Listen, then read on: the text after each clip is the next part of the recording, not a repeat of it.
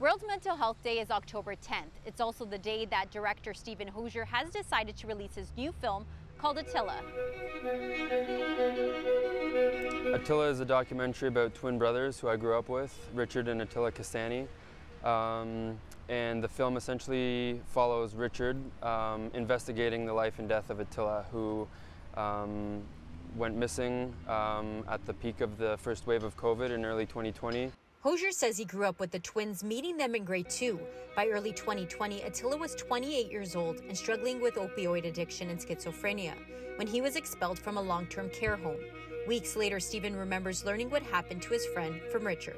I distinctly remember the phone call, and he said, "Steve, they found Attila," and this was weeks after he had been missing. And we were seeing posts all over Facebook about Attila being missing. He said, "Steve, they found Attila." I said, "Thank God, where was he?" And Richard said, "Dead on a rooftop in Hamilton."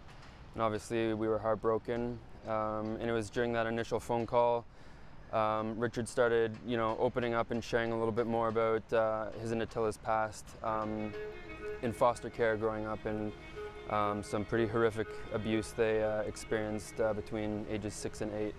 Richard and Steven, who made films together as high schoolers, decided to collaborate once more.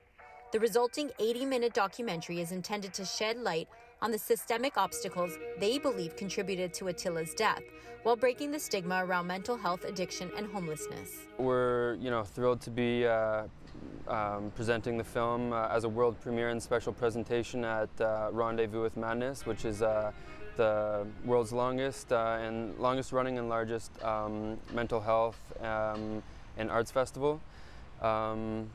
Yes, being the 75th anniversary of World Mental Health Day, we couldn't imagine a better time and place to be releasing the film. Tickets are pay what you can, and all proceeds will be donated to Workman Arts, an organization that's dedicated to helping artists with mental health and addiction issues. For City News, I'm Stella Quisto.